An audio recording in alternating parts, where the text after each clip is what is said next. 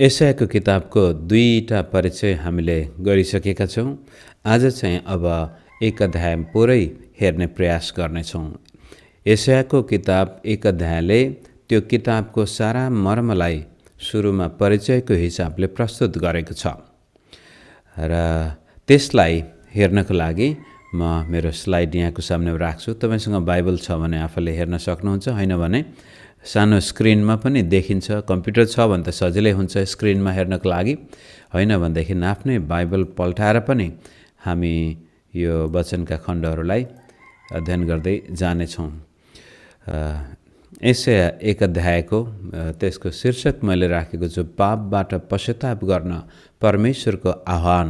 यो बोलावट हुन त पुरा किताबभरि नै परमेश्वरले मानिसलाई आफूतिर बोलाउँदै हुनुहुन्छ।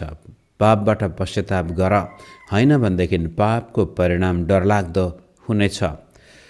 र यस किसिमले पापको दलदलै हिलोमा फसेको मानव जातिलाई परमेश्वर स्वयंले उसका पाप बोक्ने कुरो पनि, परमेश्वर स्वयंले त्यसका पाप हटाउने, तर परमेश्वरले दिनुभएको त्यो अनुग्रहलाई स्वीकार गर्ने र नगर्ने निर्णय चाहिँ मानिसको हातमा दिएको देखिन्छ। त्यसैलाई पहिलो अध्यायलाई यस किसिमले हामीले हेर्नुपर्ने हुन्छ। 1देखि 4 पद, हामीले 1-2 पद त हेरिसक्यौँ, तैपनि 1-4 पदको मुख्य अंश नै सबैले पाप गरेका छन्, पाप नगर्ने कोही पनि छैन। त्यसपछि 5देखि 6 पदमा शरीरमा पापको असर पनि देखिन्छ। पाप गरेको कारण कस्तो प्रकारको शारीरिक परिणाम भोगिरहेका छन् त। त्यसपछि भूमिमा पनि त्यसको असर परेको, देशमा पनि असर परेको, उब्जनीमा असर परेको, त्यसका साथसाथै त्यस्तो पापको दलदलमा फसेको, पापको परिणाम भोगिरहेको मानिसले धर्म कर्म गरेर आफ्ना पापबाट आफै मुक्ति पाउने प्रयास पनि गरेको कुरो र त्यो परमेश्वरको नजरमा अर्थहीन भएको कुरो पनि 10देखि 15 पदसम्म उल्लेख गर्दछ। तर साँचो पश्चाताप यदि कसैले गर्छ भने त्यो व्यवहारमा देखिन्छ। पापबाट पश्चाताप त गरे भन्छ, तर व्यवहारमा उतारिएको छैन भने त्यो साँचो पश्चाताप ठहरिँदैन। र पश्चाताप गर्ने आधार के त? पापबाट मुक्ति पाउनको लागि कसरी चाहिँ हामी पापबाट मुक्ति पाउँछौँ त भन्दाखेरि, पश्चाताप गर्नेका पापलाई परमेश्वर स्वयंले मेटाउनु हुने कुरो पनि 18-20 पदमा उल्लेख गरिसकेपछि पापबाट पश्चाताप नगर्ने जाति अथवा देशको चरित्र पनि यो अध्यायमा उल्लेख गरिएको छ।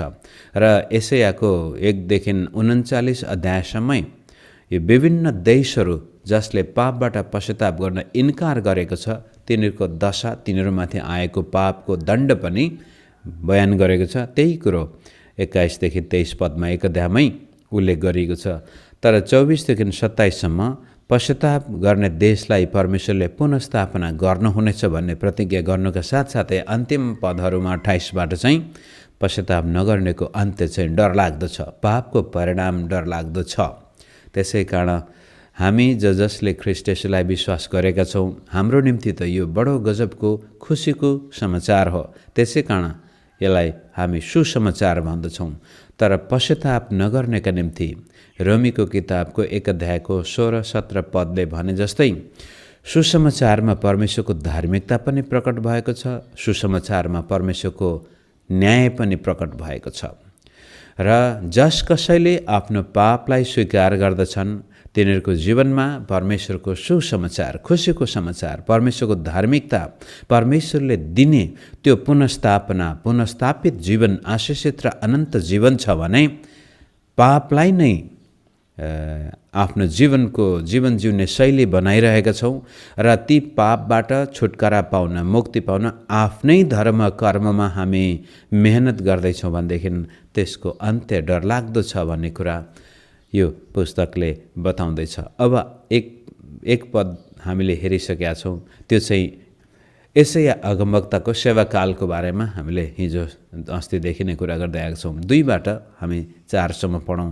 यो चाहिँ सबैले पाप गरेका छन् भन्ने कुरा स्पष्टसँग यसरी भन्छ, हे आकाश सुन, हे पृथ्वी कान थाप, किनकि परमप्रभुले भन्नुभएको छ, मैले छोराछोरीहरूलाई पालन पोषण गरेर हुर्काएँ, तर तिनीहरू मेरो विरुद्धमा अटेरी भएका छन्। गोरुले आफ्नो मालिक चिन्छ र गधाले आफ्नो स्वामीको डुँड चिन्छ, तर इजरायलले चिन्दैन, मेरा मानिसहरूले बुझ्दैनन्।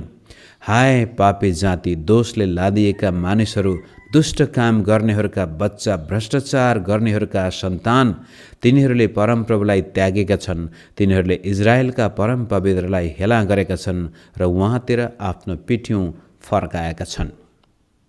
अनि यो कुरोको बयान उहाँले किताबभरि प्रष्ट पार्नुहुनेछ कि कसरी मानव जाति यदि विनाश हुँदैछ भने त्यसको मुख्य कारण परमेश्वरतिर पिठी फर्काएको छ। बाइबलमा जब पाप भन्छौँ हामी, पापको प्रोग्रेसन कस्तो छ भने पाप भन्ने बित्तिकै पहिलो कुरो परमेश्वरलाई लत्याउनु, परमेश्वरमा अविश्वास गर्नु। अविश्वासको मतलब म परमेश्वरलाई पुज्दिनँ, म आफै परमेश्वर बन्छु या मलाई मनपर्ने परमेश्वर बनाउँछु। पापको सुरुवात त्यहाँबाट हुन्छ। म यो सृष्टिकर्तालाई पुज्दिनँ, या त म आफै भगवान, ईश्वर, देवता, परमेश्वर बन्छु, या मलाई मनपर्ने ईश्वर, भगवान, देवता, परमेश्वर बनाउँछु। यो चाहिँ पापको सुरुवात थियो। र त्यसपछि अनैतिकतामा अथवा व्यभिचार, अशुद्धतामा हामी परिणत हुँदै त्यसपछि अत्याचार, हत्या, हिंसामा मानिस जान्दछ। पापको त्यो प्रोग्रेसन नभनौँ, रिग्रेसन, यो माथि उच्च स्थानबाट मानिस खस्दै खस्दै खस्दै जान्छ। पहिलो उच्च स्थान त्यो ऊ परमेश्वर जस्तै हुनको लागि बनाइएको मानिस हो, तर परमेश्वरलाई उसले अविश्वास गर्दछ अथवा परमेश्वरको अस्तित्वलाई स्वीकार गर्नुको सट्टा ऊ आफ्नो अस्तित्व परमेश्वर सरह बनाउन चाहन्छ, या त्यो सकेन भने त्यसपछि आफूलाई मनपर्ने आफ्नै धर्म कर्ममा ऊ लाग्दछ, त्यस ऊ तल झर्दै जान्छ। जब मानिस यस किसिमले सृष्टिकर्तालाई छोडेर सृष्टिको पूजा गर्दछ, त्यसपछि ऊ नैतिक भ्रष्ट हुँदै जान्छ। नैतिक भ्रष्ट विशेष गरी यो वेश्यावृत्तिदेखि लिएर व्यभिचारका कुराहरूमा आउँछन् भनेदेखि त्यसपछि हत्या र हिंसामा ऊ तल जाँदै जाँदै आफ्नो विनाश उसले आफै ल्याउँछ। यो सारा संसारका मानिसको दशा यी 2-3 पदले उल्लेख गरेको छ। त्यति भनिसकेपछि अब दोस्रो 5देखि 6 पदमा यो पापको असर अब सारा बाहिरतिर मात्र होइन कि मानिसको व्यक्तिगत जीवनमा पनि पापको असर देखिन्छ। त्यो कुरो हामी 5 र 6 पदमा पढौँ। तिमीहरूले किन अझै पिटाइ खानुपर्छ? किन तिमीहरू अझै अटेरी बनिरहन्छौ? तिमीहरूका सारा शिरमा चोट लागेको छ र सारा हृदय पीडित भएको छ। पैतालादेखि टुपीसम्मै चोट नभएको कहीँ छैन। चोटै चोट, डामहरू र खुल्ला घाउहरू मात्र छन्। ती न त सफा गरिएका, न बाँधिएका, न तेलले नरम बनाइएका छन्। यो एउटा पापको परिणामस्वरूप भोग्नुपर्ने मानवीय दुर्दशाको चित्रण, घायल भएको अवस्था देख्दैछौँ हामी। पछि गएर सुसमाचारलाई बताउँदै जाँदा यशायाले भन्ने छ, जसरी मानिस पापले गर्दाखेरि यसरी घायल भएको छ, त्यसरी नै स्वयं परमेश्वर ख्रीष्ट येशूमा आएर उहाँ हाम्रा लागि घायल हुनुहुनेछ। तर त्योभन्दा पहिला पापको परिणामस्वरूप मानिसको व्यक्तिगत जीवन शरीरमा र त्यसपछि उसको आत्मामा अथवा हृदयमा, बाहिर घाउ नै घाउ छन् भने हृदयमा पीडा छ। यो चाहिँ पापको परिणाम हो मित्रहरू। आज संसार दिनानुदिन दुःख कष्टको भुमरीमा रल्मिँदै गएको छ। हुने खाने देशमा हामी गरिब धनी देश भनेर सबै आज अमेरिकातिर, युरोपतिर जान चाहन्छौँ, तर त्यहाँका मानिसहरू अधिकांश मानसिक रोगबाट पीडित भएका छन्। धेरैले यो डिप्रेसनको दबाई खानुपर्ने भइरहेको छ र त्यस्तै किसिमले आत्महत्या गर्नेको सूचीमा पनि तिनै देश बढी आउँदछन्। पीडित पापको परिणाम, भलै उनीहरूले आज आधुनिक विज्ञानको सहायताबाट औषधि उपचार गरेर शरीरका घाउ त निको पार्लान्, तर हृदयका घाउ दिनानुदिन गहिरा गहिरा हुँदै गएका छन्। त्यसको चित्रण 5 र 7, 5-6 पदमा यशायाले 1 अध्यायमा नै गर्नुभएको छ र यसको वर्णन उहाँले पछि किताबभरि गर्नुहुनेछ। तेस्रो चाहिँ 7 देखि 9 पदमा चाहिँ पापको परिणाम मानिसको व्यक्तिगत जीवनमा, शरीरमा र उसको प्राणात्मामा मात्र नभएर उसको भूमिमा अथवा काम पेशा व्यवसायमा पनि पर्नेछ भन्ने कुरा देखाउनको लागि 7 देखि 9 पद पढौँ। तिमीहरूको देश उजाड छ, तिमीहरूका सहरहरू आगोले डढाइएका छन्, तिमीहरूको जमिन तिमीहरूकै सामान्य विदेशीहरूले नाङ्गो पारिरहेछन्, परदेशीहरूले नाश पारे झैँ त्यो उजाड पारिएको छ। सियोनकी छोरी चाहिँ दाखबारीको छाप्रो जस्तै, खरबुजाको मचान जस्तै र घेरिएको सहर जस्तै भएकी छे। यदि सर्वशक्तिमान परमप्रभुले हाम्रा निम्ति केही बाँचेकाहरू नछोड्नु भएको भए त हामी सदोम जस्तै हुने थियौँ, हामी गमोरा जस्तै हुने थियौँ। अब बाइबलमा सदोम र गमोरा पापको परिणामस्वरूप आएको विनाशका चित्रण देखाउने सहरहरू हुन् र त्यस्तै किसिमले इजरायल देशले परमेश्वरलाई इन्कार गरेको कारण उनीहरूको शरीरमा मात्रै पापको परिणाम नदेखिएर उनीहरूको भूमिमा, देशमा र अनिकालका साथसाथै उजाड हुनुका साथसाथै विदेशीहरूले आएर तिनीहरूको देश खाक बनाइदिएको, सहर जलाइदिएको, त्यहाँका मानिसहरूलाई कैदमा दासत्वमा राखेको। बाइबलमा जहिले पनि गरिबी, रोगब्याज र अरू देशबाट दासत्वमा लगिएको कुरो पापको फलस्वरूप इजरायलीहरूले भोगेर आउँदै गरेको कुरा हो। त्यो खाली इजरायलीको लागि मात्र नभएर सम्पूर्ण जातिको निम्ति त्यो कुरो लागू हुन्छ मित्रहरू। पापको परिणाम नजिकदेखि टाढा चारैतिर भ्याउँदछ। त यस्तो पाप र अधर्मको भुमरीमा रलमलिएको मानिसले फेरि आफ्नो धर्म कर्म चाहिँ विश्वास गर्नु छोडेको छैन। यो चाहिँ लामो खण्ड छ, म 10 देखि 15 सम्म पढेर सुनाउँछु। हे सदमका शासकहरू हो, परमप्रभुको वचन सुन। हे गमोराका मानिस हो, हाम्रा परमेश्वरको कानुन ध्यान दिएर सुन। परमप्रभु भन्नुहुन्छ, तिमीहरूका बलिदानहरूको थुप्रो मेरो निम्ति के काम लाग्छ? म त भेडाहरूका होम बलि र पालेका मोटा पशुहरूका बोसोका होम बलिदेखि अगाएको छु। साँडे, थुमा र बोकाहरूको रगतदेखि म प्रसन्न हुन्न।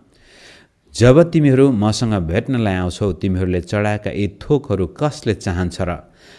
मेरा आँगनहरू खुट्टाले कुल्ची मिल्ची गर्न कसले तिमीहरूलाई भनेको छ र? व्यर्थका बलिहरू नल्याओ, तिमीहरूको धूप त मेरो निम्ति घिनलाग्दो छ। औँसी, सबत र सभाहरूका साथसाथै तिमीहरूका दुष्ट जमघटहरू म सहन सक्दिनँ। तिमीहरूका औँसीका दिनहरू र ठहराइएका चाडहरूलाई मेरो हृदयले घृणा गर्छ।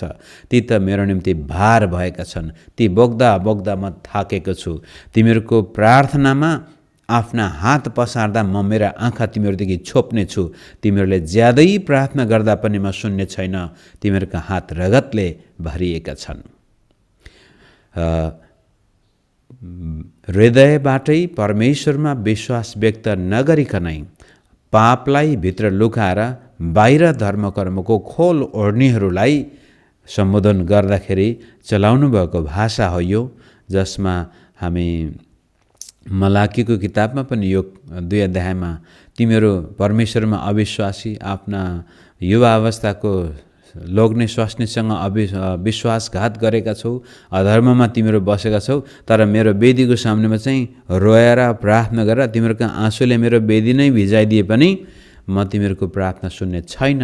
अनि यही कुरो तिमीहरूका बोकाको बलि, राँगाको बलि, पशुको बलि, तिमीहरूका विभिन्न रीतिविधिहरू कुनै कुरोले पनि तिमीहरूको पापलाई हटाउन सक्ने छैन। फलस्वरूप मेरो निम्ति तिमीहरू बिराना हुनेछौ। तिमीहरूका प्रार्थनातिर पनि म मेरो आँखा छोप्ने छु। पवित्र परमेश्वर र पापी मानिसको मिलाप मानिसको तर्फबाट असम्भव, उसको धर्मकर्मले पनि भ्याउँदैन भन्ने कुरा यहाँनिर उल्लेख गरेर हामी अगाडि लाँदै जाउँ। त्यसपछि अब धर्मकर्मले पनि हाम्रो पाप मेटाउन सक्दैन भने कसरी मेटिन्छ त पाप भन्ने कुरा 16 देखि 20 सम्म हो। तर पनि 16 र 17 मा चाहिँ साँचो पश्चाताप व्यवहारमा देखिन्छ। यदि यो परमेश्वरलाई चढाउने बलि, प्रार्थना, परमेश्वरको नाउँमा गरिने रीतिविधिहरू पनि अर्थपूर्ण हुने हो भने पहिला तिमीहरूको हृदय ठिक हुनुपर्छ, अथवा परमेश्वरलाई बुझ्नुपर्ने स्थानमा राख्नु पर्छ। अनि त्यो गरेको खण्डमा त्यसको परिणाम चाहिँ जीवनमा देखा पर्छ भन्ने कुरा 16-17 पदमा हेरौँ। आफूलाई धोएर चोखो पार, मेरो नजरबाट तिम्रोका दुष्ट कामहरू फालिदेऊ।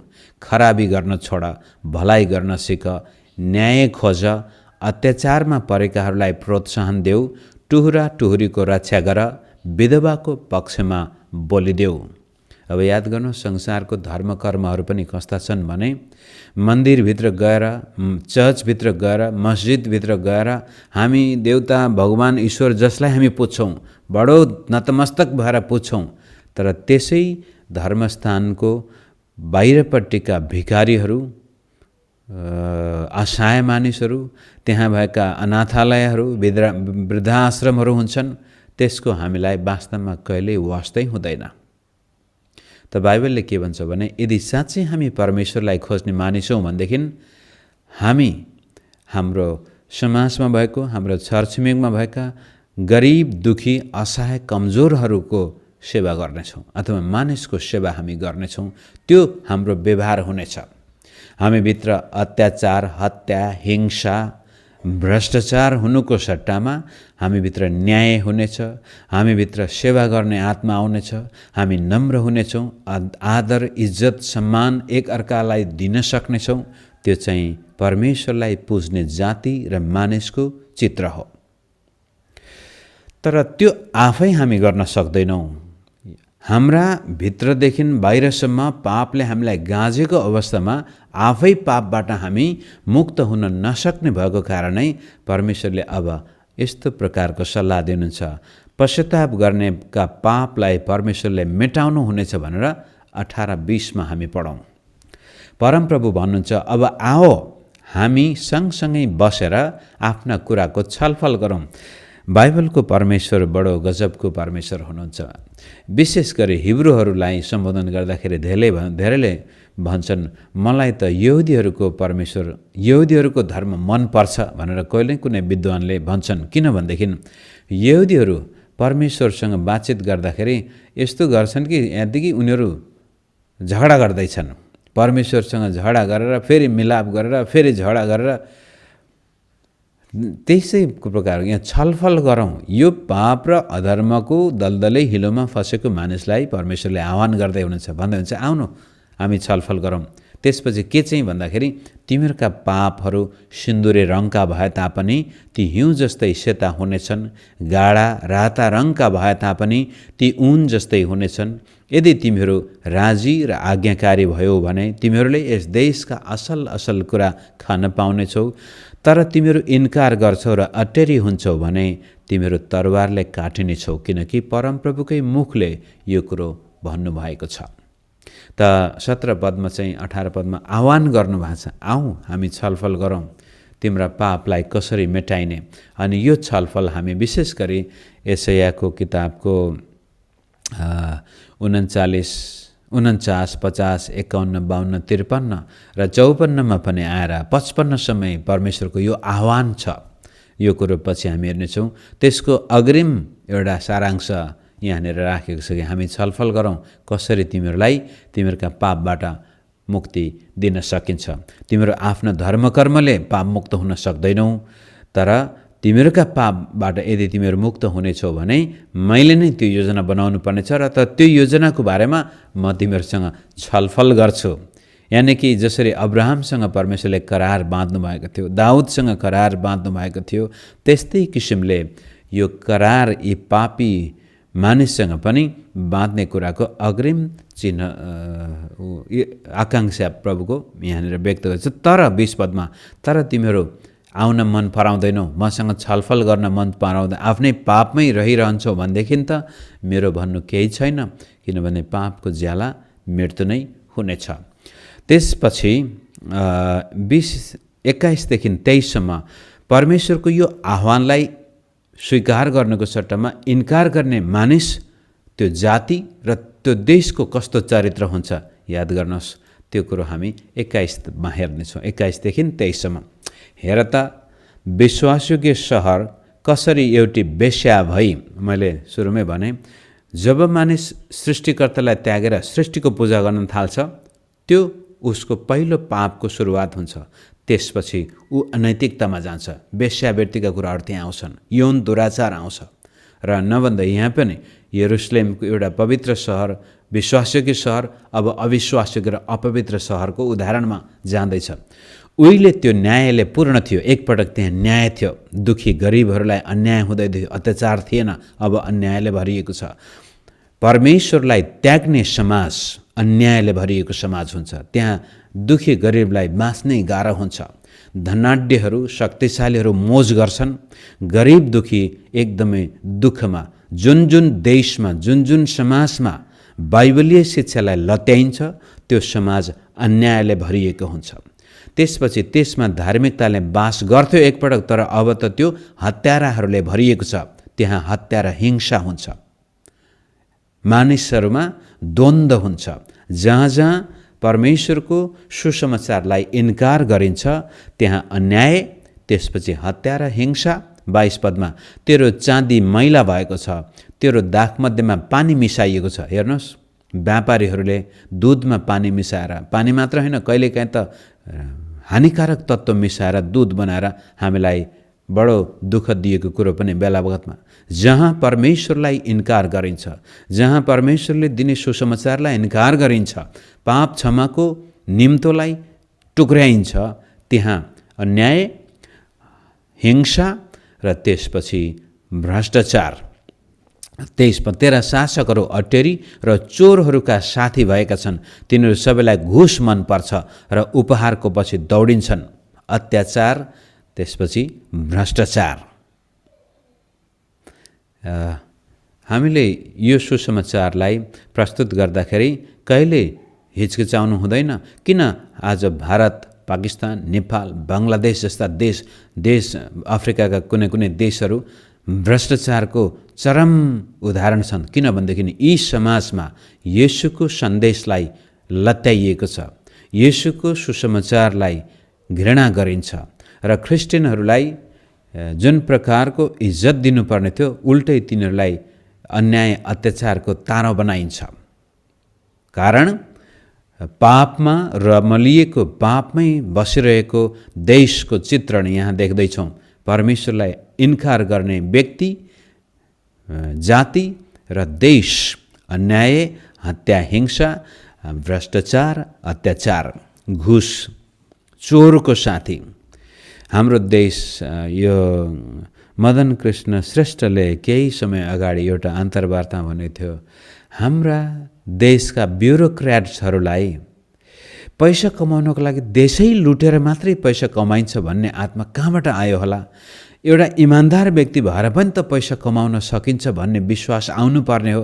तर हाम्रा देशका यी सारा सरकारी कार्यालयमा काम गर्ने व्यक्तिहरूदेखि लिएर राजनैतिक नेताहरू, मन्त्रीहरू सबैलाई पैसा कमाउन देशै लुट्नुपर्ने।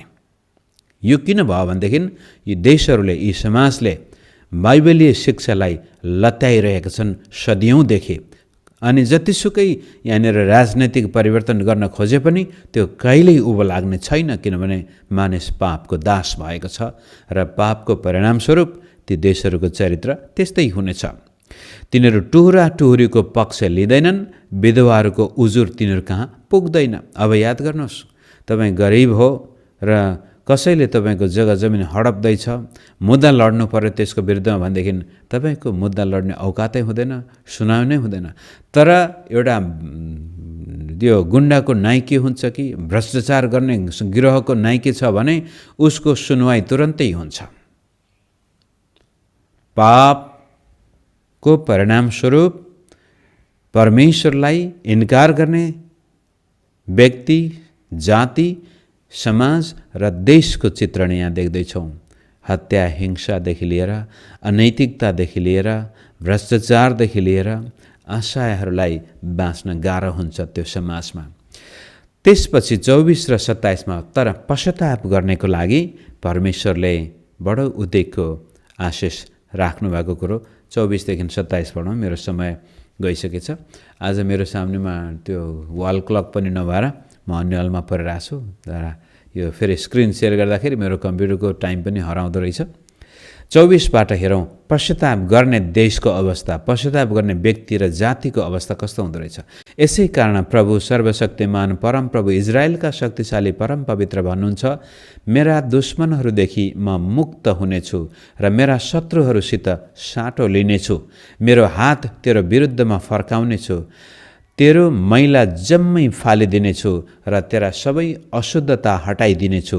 म तेरा न्यायकर्ताहरूलाई पहिलेको जस्तै र तेरा सल्लाहकारहरूलाई सुरुमा जस्तै फेरि नियुक्त गर्नेछु। त्यसपछि त धार्मिकताको सहर र विश्वासयोग्य सहर कहलाइनेछस्। न्यायसित सियोनको छुटकारा हुनेछ र पश्चाताप गर्ने त्यहाँका बासिन्दाहरूको छुटकारा धार्मिकतासित हुनेछ। विश्वासयोग्य र धार्मिकता भन्ने बित्तिकै विश्वास परमेश्वरमा र धार्मिकता भन्ने बित्तिकै त्यो समाजमा न्याय छ। यो राइचसनेस भनेको right relationship, right behaviour, right kind of attitude, right kind of government, सबै कुराहरू त्यहाँ आउँछ। परमेश्वरमा विश्वास गर्ने जाति सहरले अन्तिमसम्मै परमेश्वरबाट यो पुनर्स्थापनाको प्रतिज्ञामा विश्वास गर्न सक्छ। यो नर्थ युरोपियन देशहरू, विशेष गरी उत्तरी युरोपका देशहरू, फिनल्यान्डदेखि लिएर अहिलेका आएर पोल्यान्डसम्मै भनौँ, यो स्क्यान्डिनेभियन कन्ट्रिज संसारका सबैभन्दा उत्तम देशमा पर्छन्। तर आजभन्दा 300-400 वर्ष अगाडि ती देशमा सुसमाचारले बडो गजबले जरा गाडेको थियो। अहिले त्यहाँका मानिसहरूले सुसमाचारमा विश्वास नगरे पनि त्यति बेलामा त्यहाँका तिनीहरूका पुर्खाहरूले परमेश्वरलाई विश्वास गरेको कारण त्यो आशिष आजसम्म त्यहाँ छ। मोसाकै किताबमा पनि भनिएको छ, मेरो आज्ञा पालन गर्नेहरूको हजारौं पुस्तासम्म म मेरो आशिष दिनेछु। तर परमेश्वरलाई पुज्न छोडेर सृष्टिलाई पुज्न थालेपछि त्यसको परिणाम तेस्रो र चौथो पुस्तासम्म परमेश्वर कति अनुग्रही हुनुहुन्छ। परमेश्वरमा विश्वास गर्ने व्यक्ति, जाति र राष्ट्रको सन्तानका हजारौं पुस्तामाथि आफ्नो आशिष दिने प्रतिज्ञा गर्नुभएको छ भने परमेश्वरलाई लत्याएर पाप र अधर्ममा जिउने मानिसहरूको कम 3-4 पुस्तासम्म त्यसको परिणाम आउनेछ। अनुग्रहको लामो परिणाम छ भने दुष्टताको कम से कम 4-5 पुस्तासम्मै मात्रै भए पनि मैले भन्न खोजेको कुरो, आजका यी उच्च समाजहरू, एकदमै सभ्य समाजहरूको इतिहासलाई खोताल्नुभयो भनेदेखि तिनीहरूका पुर्खाहरूले बाइबललाई पूर्ण रूपले आफ्नो जीवनमा अवलम्बन गरेका थिए। फलस्वरूप तिनीहरूका सन्तानहरू आजसम्म त्यसको आशिष भोगिरहेका छन्। तर अरू देशहरू जहाँ भ्रष्टाचार छ, हत्या हिंसा छ, अत्याचार छ, चोरी डकैती छ, तिनीहरूको इतिहासलाई हेर्दाखेरि हजारौं वर्षदेखि परमेश्वरको विरुद्धमा पाइला चाल्दै आएका समाजहरू हुन्। अन्तिममा त्यसपछि पश्चाताप नगर्ने व्यक्तिको अन्त्य डरलाग्दो छ भन्ने कुरा 28 पददेखि अन्तिमसम्म यसरी हेरौँ। तर अटेरीहरू र पापीहरू दुवै एकसाथ टुक्रिनेछन् र परमप्रभुलाई त्याग्नेहरू चाहिँ नष्ट हुनेछन्। तिमीहरूले अति प्रसन्न गरेका पवित्र फलाँटका रुखहरूको कारण तिमीहरू शर्ममा पर्नेछौ। यो चाहिँ रुखलाई पुज्ने, रुखमुनि त्यस्तै प्रकारका वेदीहरू बनाउने, परमेश्वरलाई पुज्न छोडेर अरू नै चिजवस्तु पुज्नेहरू र तिमीहरूले चुनेका बगैँचाहरूको कारण तिमीहरू लज्जित हुनेछौ। यो कस्तो किसिमको भने अभिलाषी, पुरानो जमानामा यस्ता राजा रजौटाहरूले एकदमै यौन दुराचारको लागि बनाइने बगैँचाहरू पनि थिए। पात ओइलाइसकेको फलाँटको रुख र पानी नभएको बगैँचा जस्तै तिमीहरू हुनेछौ। परमेश्वरलाई लामो समयसम्म कुनै व्यक्ति, समाज र देश र सभ्यताले इन्कार गर्छ भने त्यसको अन्त्य सुकेरै सिद्धिन्छ। शक्तिशाली मानिस चाहिँ सनपाटका धुनु जस्तै र त्यसको काम आगोको झिल्का जस्तै हुनेछ। त्यो हेर्दाखेरि आफै दुवै विनाशमा जानेछन्। ती दुवै एकैसाथ जल्नेछन् र कसैले त्यस आगोलाई निभाउने छैन। पापको परिणाम डरलाग्दो छ। नरक नै हो पापको परिणाम। र हामी सबैलाई थाहा छ पापी नरक जान्छ, धर्मी स्वर्ग जान्छ भन्ने त भाषा चलाउँछौँ। तर जीवनमा आफ्ना पापबाट पश्चाताप गर्न नचाहने व्यक्तिको निम्ति यो डरलाग्दो भविष्य छ। तर पश्चाताप गरेर आफ्ना पापलाई स्वीकार गरेर परमेश्वरमा विश्वास गर्न चाहने व्यक्तिको निम्ति चाहिँ त्यो डरलाग्दो गन्तव्यबाट मुक्ति छ। यस किसिमले यशाया 1 अध्यायले पुरा आफ्नो किताबको परिचय दिइसकेको छ र अब 2 अध्यायबाट बिस्तारै बिस्तारै त्यो मानिसको पापमय अवस्थाको वर्णन, तिनीहरूमाथि आएको परमेश्वरको न्यायको वर्णन गर्दै गर्दै परमेश्वरले मुक्तिको लागि रच्नुभएको योजना पनि यशायाले आफ्नो किताबमा प्रस्तुत गर्नुहुनेछ।